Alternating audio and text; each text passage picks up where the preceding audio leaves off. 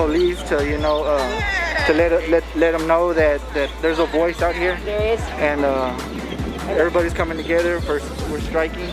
And then, even though we're at the age now for the younger kids, I want them to get educated just as well. So here to show support and do the solidarity walk with the happening mind, just for the cause of Angel Gonzalez.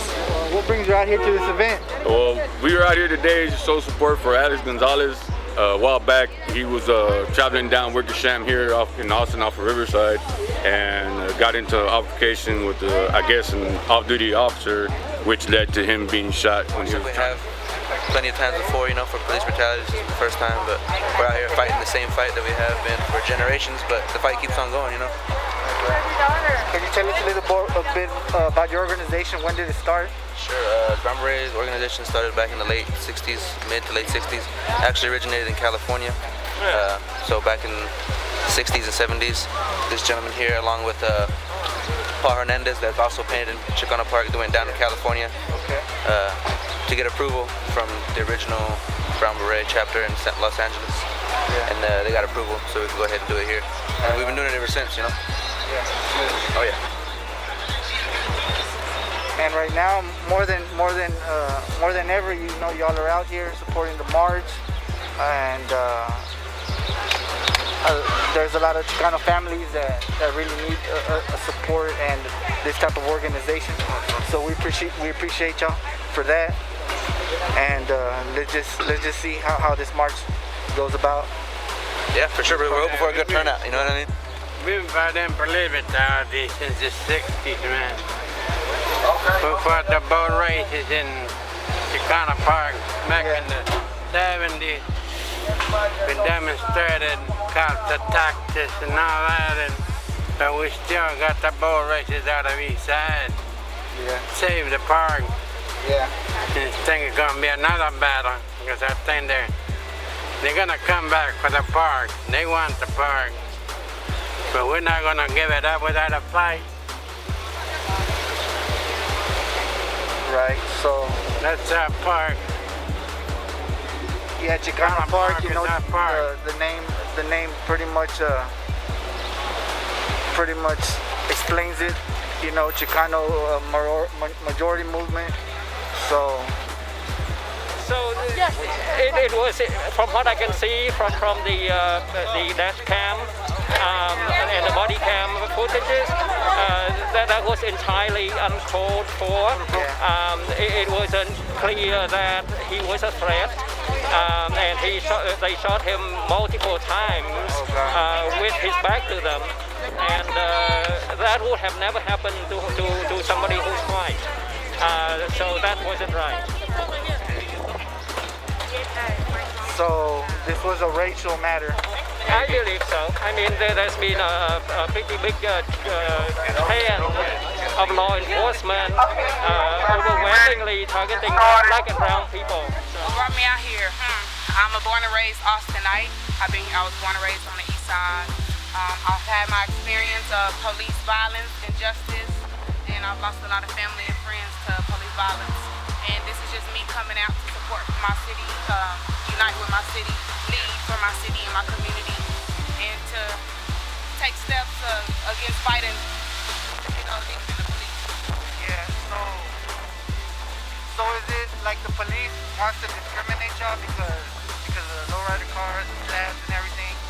Man, it's not even that. It's just about my skin. Who is black, brown?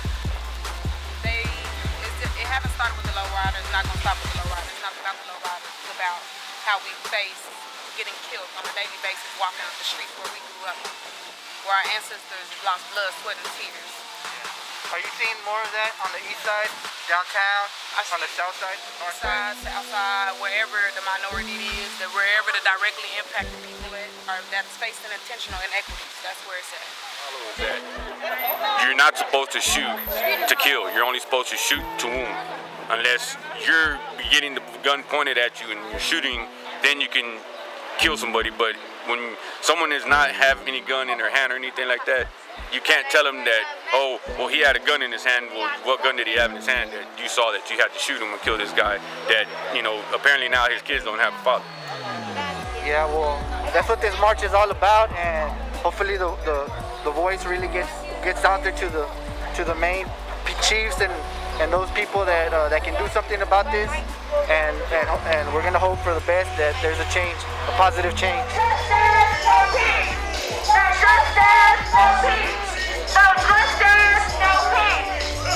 What do we want? Justice! Who do we want it for? Amen!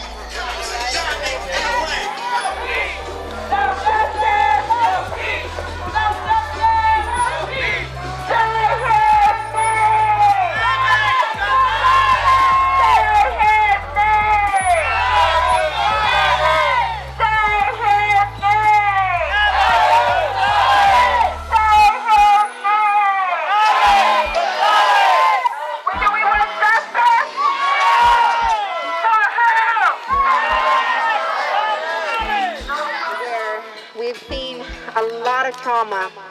We've seen a lot of police brutality in our lifetime. A lot of us have been a part of that. A lot of us have been racially profiled. A lot of us have been harassed by law enforcement. So it's very, very important and why we're here today. Because what happened to Alex Gonzalez was not just a tragedy to the world. It is real. It happened. It happened in our city in Austin, Texas. It happened in our streets on Wickersham and Orchard.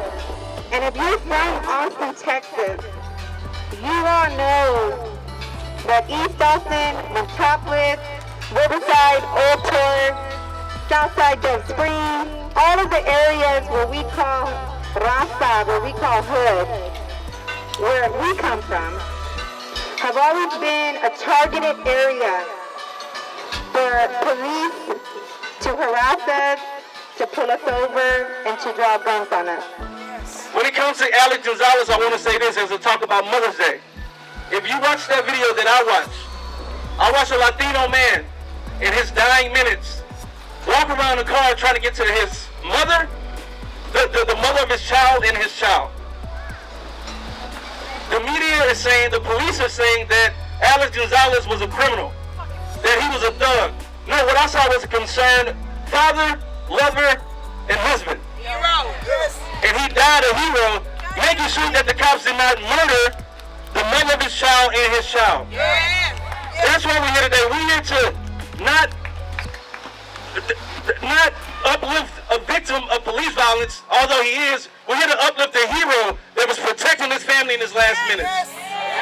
That's the story, that's the narrative, and that's how I want all of you to remember Alex Gonzalez. They didn't mention that part though, did they? No, they did not. That's why we have to do better and letting people know. I wish everybody take a picture today and post this on your social media and let people know the real story. Yes. Change the narrative. That's the video that I saw. They murdered him. So today we gathered in Chicano Park before Mother's Day, and we'll come back every weekend if we have to. We'll have cookouts, mariachi bands, whatever we need every weekend until we get justice for Alex Gonzalez.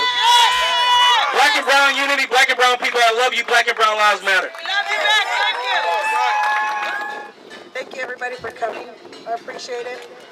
I really don't have much to say, but I'm gonna get justice for my son, and them two cops are gonna go to jail, and they're gonna pay what they did, because my family's not the same. We're never gonna be the same again. Without my son, he was everything to us.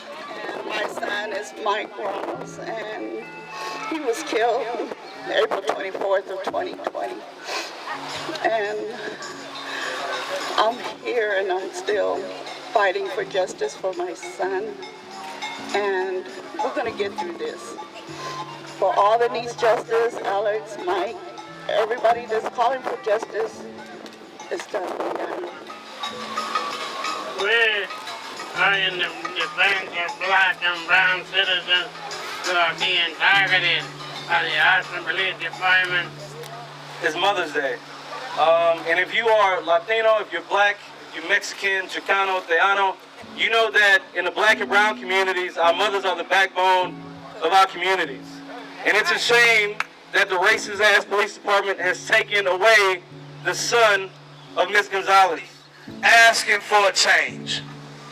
At this time, I am reluctant to say that we are done asking you for a change. So today we will stand together now, and until we receive that change, we will fight together, we will unite together, and we will do what we got to do to save our babies. We can't be divided. Enough is enough. We've been divided enough. We've been at each other next enough.